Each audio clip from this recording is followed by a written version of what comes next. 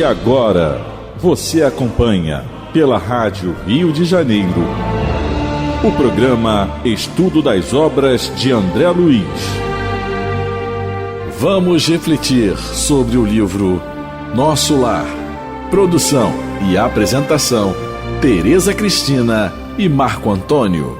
Amigos ouvintes da Rádio Rio de Janeiro, com a permissão de Jesus, retornamos aqui a fim de darmos continuidade ao estudo da vida no mundo espiritual através da obra Nosso Lar.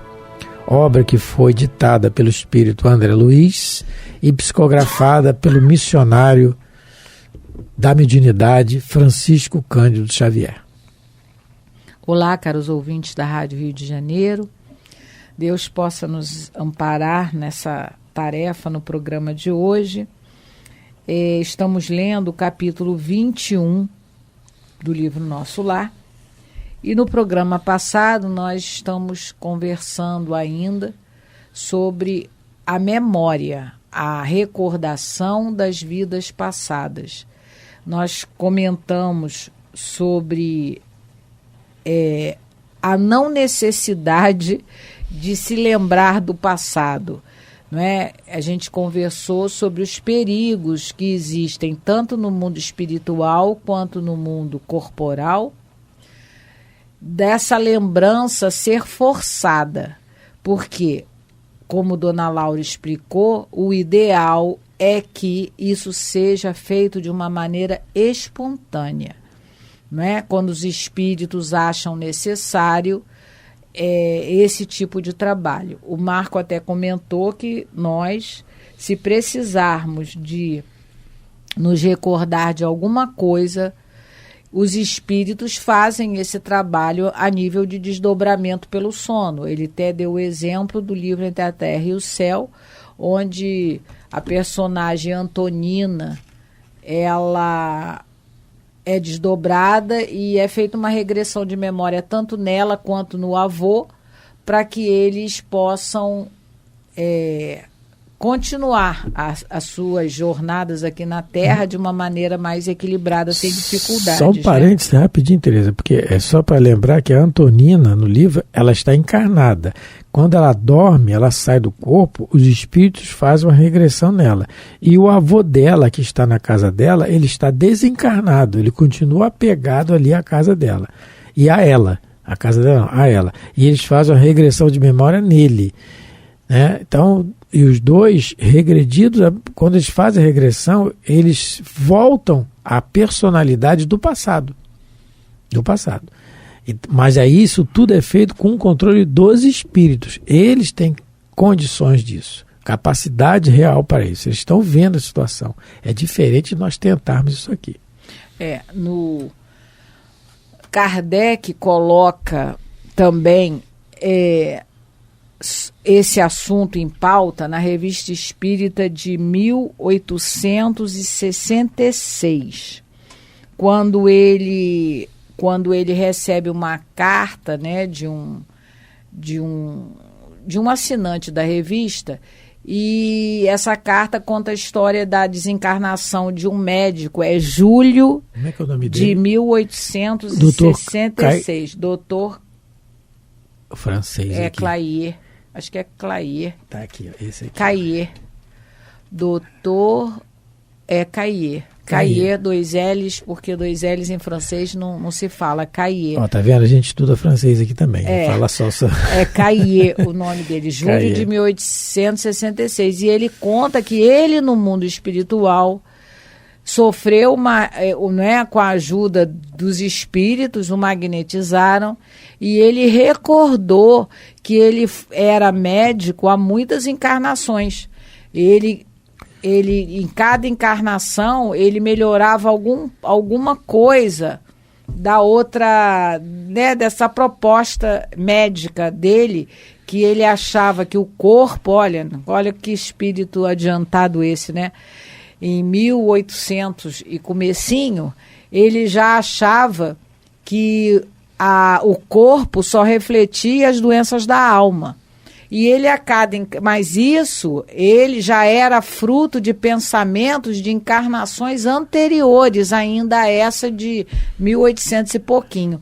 Então, Kardec coloca que isso é possível sim, né? Que é possível se fazer esse tipo de trabalho que André Luiz está colocando aqui para gente. Porque, infelizmente, algumas pessoas acham que os livros de Chico Xavier são antidoutrinários, adoram essa palavra, meu Deus do céu. Então, mas a gente está vendo que Kardec, e já pontuamos várias vezes, né, que Kardec, no caso, né, tudo que o André Luiz coloca nos seus livros, através de Emmanuel, né, também, que supervisor, através da psicografia de Chico Xavier, tudo está de acordo com a doutrina. Então, quem tiver interesse, Revista Espírita, julho de 1866, o título é Visão Retrospectiva das Várias Reencarnações de um Espírito. Não é? É isso que nós estamos tratando aqui. Só que o trabalho de Emmanuel, de André Luiz, é nos facilitar o entendimento, colocar didaticamente para nós, com casos, com histórias, que ficam muito mais fácil para o nosso aprendizado, não é? A leitura fica muito mais agradável para todos nós, como diz o doutor Bezerra, que temos preguiça mental. Esse caso do doutor Caillé... Doutor Caillé. Caillé. Meu francês está um pouco fraco. Mas esse caso é de julho, mas é de junho também. De junho também. São 2 meses. São 2 meses que foi, né, a assinatura. Então, em julho é que Kardec vai falar sobre esse assunto, né? Exatamente. Sobre o doutor Caillé. Então, olha só, vamos continuar então a nossa leitura. Agora nós vamos começar a ler o parágrafo 12 do capítulo 21. Mas a senhora recordou o passado de maneira natural? Perguntei, porque ela já falou que ela esperou o tempo, né? E aí ele agora quer saber se foi de maneira natural que essas lembranças chegaram. Explico-me, respondeu bondosamente. Quando se me aclarou a visão interior, as lembranças vagas me causavam perturbações de vulto. Lembrança vaga. Imagine a lembrança total sem apoio, sem você ter alguém para te ajudar vamos dizer, a trabalhar essas lembranças. Porque só os flashes do que ela estava vendo, ela já estava se desequilibrando, ela já estava perturbada. Então, e isso foi uma coisa espontânea. Por algum motivo, como ela disse lá, existe um dispositivo na lei de Deus que é chegado a hora da gente lembrar as coisas do passado. Tereza, então, para ela, foi uma coisa espontânea. Primeiro, ela começou a ter flashes. E esses flashes já estavam incomodando ela demais. A respeito disso, ela fala lembranças vagas, né? E o que aconteceu? Então ela espera através do trabalho, nós já citamos isso, a esperativa, que os espíritos, na hora que melhor aprover para o aprendizado dela, eles façam isso. E foi o que aconteceu, foi melhor para ela. Na pergunta 393 do Livro dos Espíritos, Kardec pergunta como é que o homem pode ser responsável por atos e resgatar fatos que não lembra. E é aquilo que a gente notoriamente às vezes ouve, né? Como é que eu vou resgatar uma coisa que eu não lembro que eu fiz? E aí, na resposta é muito longa, mas o que mais nos interessa aqui, nós vamos colocar. Mas quem quiser, a pergunta 393.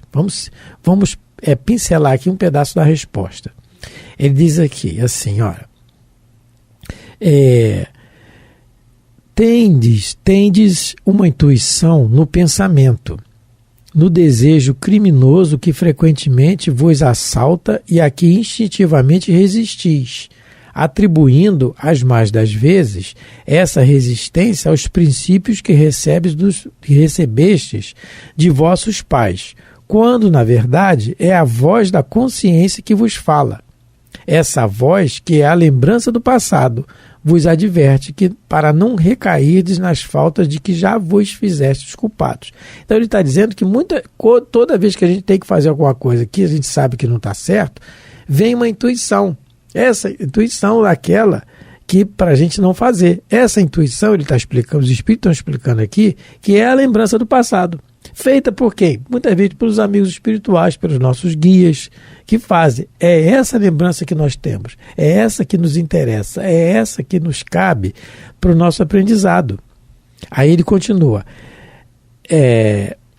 Em a nova existência, se sofre com coragem aquelas provas e resiste, o espírito se eleva e ascende na hierarquia dos espíritos ao voltar para o meio deles. E aí sim, aí ele vai ter condição de estar equilibrado e lembrar o passado lidando com isso, que é o caso que a Teresa falou do livro Ação e Reação. No programa passado nós citamos Ascânio e o Lucas, os dois personagens lá, benfeitores, mas que queriam ascender a mundos superiores.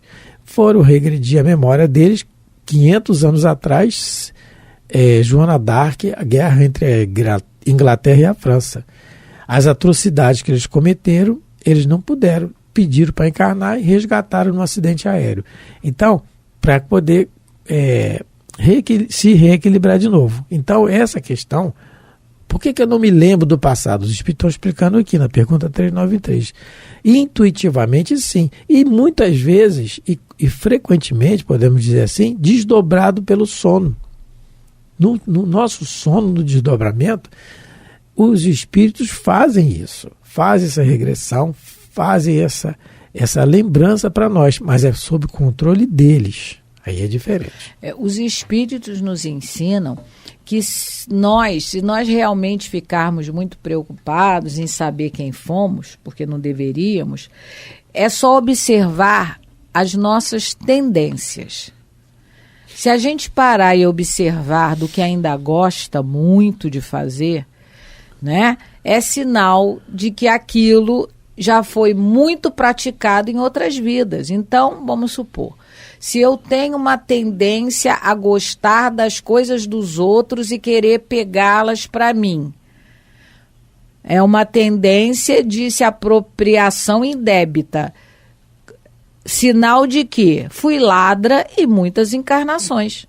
Provavelmente, porque eu ainda trago essa tendência. É algo muito forte dentro de mim, não é? Então, no meu caso particular, vou dar um exemplo aqui. Eu, quando era jovem, eu sempre gostei muito de francês, sempre, né? Estudei francês por muitos anos. E uma das minhas brincadeiras preferidas com as minhas colegas, né? Porque eu já fui jovem também. Colega de ginásio, era dançar o cancan. Vê se pode. Não é?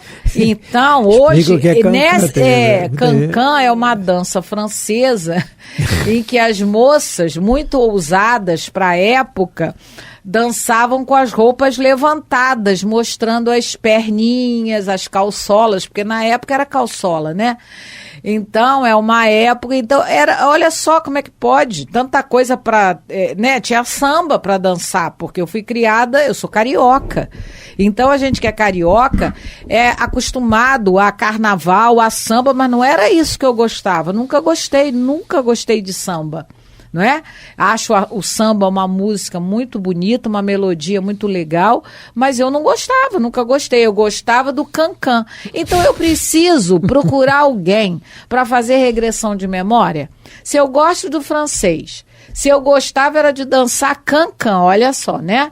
Então, provavelmente, em alguma encarnação aí bem próxima para trás, provavelmente dançarina de cabaré, mas é óbvio, isso aí é claro, né? Se não dancei, gostava muito, porque também podia ser isso, né? Gostava desse tipo de ambiente. Então, os espíritos dizem, se a gente está muito preocupado com o que a gente foi, é só a gente parar e ver do que a gente gosta de fazer, de pensar, né? Quais são as nossas tendências. Isso, de alguma maneira, já vai nos mostrar alguma coisa. E se eles tiverem que nos lembrar por algum motivo, mas eles só vão fazer isso se realmente isso tiver uma utilidade. Não vão fazer por prazer, simplesmente para nos agradar. Porque isso eles sabem que pode gerar uma situação muito dolorosa para o espírito depois ficar lidando com esse tipo de sensação, né, de sentimento. Aí é que é o problema.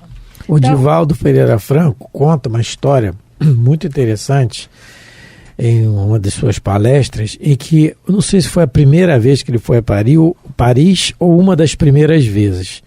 E ele foi hospedado por uma família lá e ele não sabia falar o francês, aliás, não sabe até hoje, mas não sabia nada de francês. Ele conta, ele só sabia o baianês como palavra dele. E aí ele estava programado para fazer divulgação do espiritismo, né?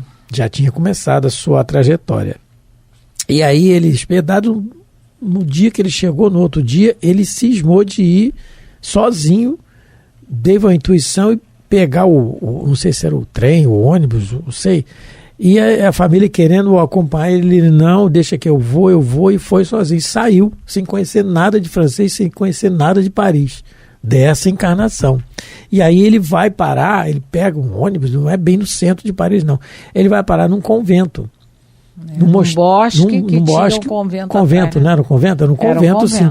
Quando ele chega, ele bate, e era um convento de irmãs, de freiras enclausuradas. Elas não saíam. Eu esqueci o nome. E aí ele bate na porta do convento e a portinhola abre e pergunta em francês. E ele responde, sem saber fazer nada. Começou a falar o francês para ela, ele contando que queria falar com a madre superior, a chefe, tal. E aí ela diz que não pode, que não é assim, que tal. E ela explica as regras e ele, não, mas eu sei onde ela está. Ele começa a detalhar onde é que está o gabinete dela. E a moça fica espantada e vai chamar a outra, superior a ela. E ele começa a falar detalhes do convento. Quando ele vê que ele pela mediunidade, aí sim, aí ele é médio. Fica mais fácil ele observar e contar para nós. Pela mediunidade, ele viu que não era ele, era a Joana que estava ali, por ele, falando. E aí a freira lá, ela não tem como recusar e ele abre a porta. Ele conta que essa regressão espontânea de memória dele, ele se sentiu mal. Porque ele era, na realidade, lógico, a Joana permitiu essa regressão para ele. Foi ela que fez. Né? Ela que com certeza, ela acionou. E ele diz que ele começa a se sentir uma pessoa má. Isso. Não é? Porque esse tal abade que ele teria sido, né, esse frei aí, não sei que denominação ele tinha, mas se era frei, se era abade, né? Ele era um representante do catolicismo.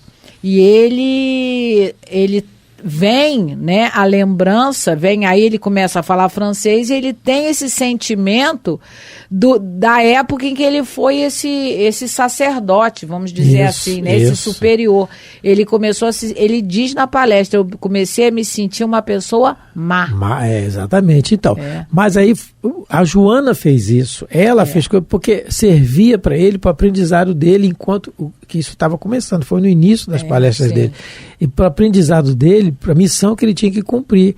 Fortalecer e aliás, o trabalho muito dele. Bem cumprindo, vem cumprindo muito bem. E ele acha, é um exemplo para nós, né? Ele acha lá o aposento.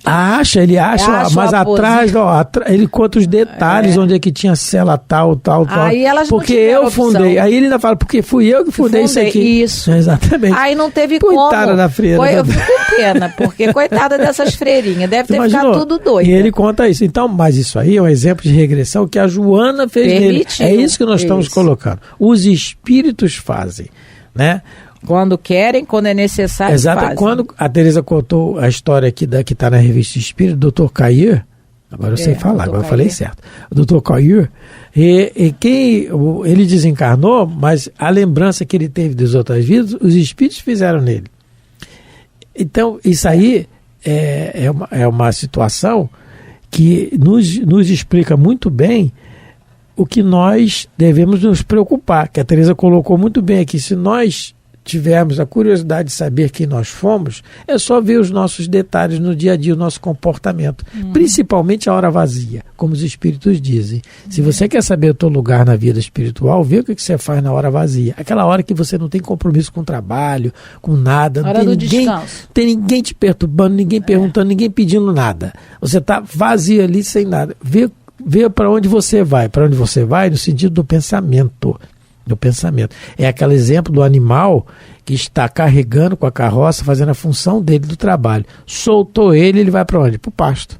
Ele vai comer capim. Com certeza, o cavalo vai fazer vai comer o capim. Então, para onde nós vamos? Para onde nós vamos no sentido do pensamento. Aí sim. Então, esse onde nós vamos, somos nós ainda, os resquícios do nosso passado.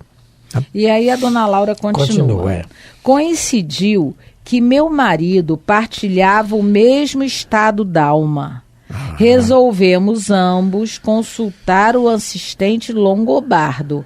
Então, o marido dela, pelo jeito, era a comparsa dela de outras encarnações, não é à toa que estavam juntos, não é? Então, ela já ficou perturbada, ele provavelmente perturbado também começou a ficar, e eles tiveram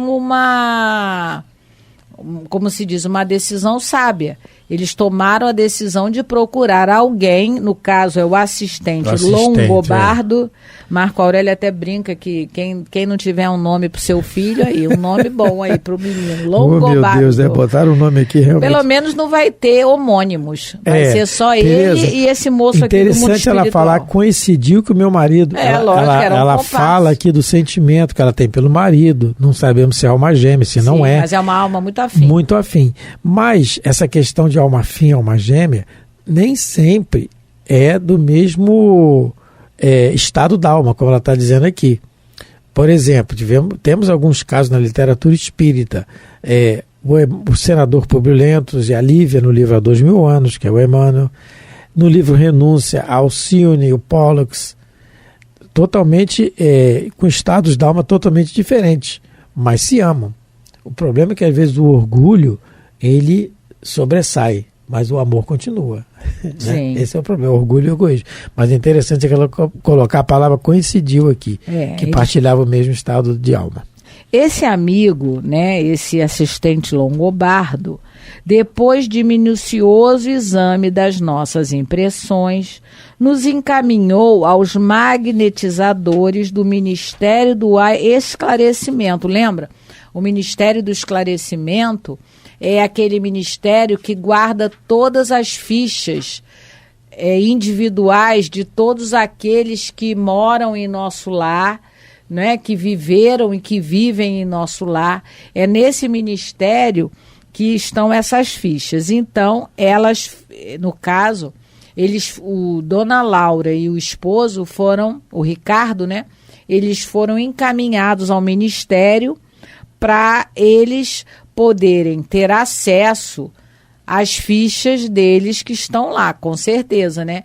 Então, a gente, lembrando mais uma vez, esse tipo de magnetização é feita no mundo espiritual, sim, e Kardec coloca isso na Revista Espírita de junho e julho de 1866. Não é? Quem tiver interesse em ler é a história do Dr. Caillé. Então, ela foi levada aos magnetizadores, quer dizer, ela vai ter um tratamento psíquico para lembrar do passado, como o Dr. Caillé também conta na sua carta, né, psicografada, que ele também sofreu esse processo de magnetização no mundo espiritual, para lembrar que fora médico em várias encarnações. Lembrando que o próprio André Luiz, quando desencarnou, ele ficou no estado de perturbação. No caso dele, ele poderia lembrar já que tinha sido médico, mas em muitos casos a pessoa até o estado de perturbação, ela esquece temporariamente até quem ela foi encarnado. Tal a perturbação. Acontece conosco aqui encarnado, dias e momentos da nossa vida que a gente esquece, um apagão em nós, né? Tal a perturbação que a gente alimenta muitas vezes dentro de nós, e vide o espírito então. Então esse estado de perturbação tem os seus graus.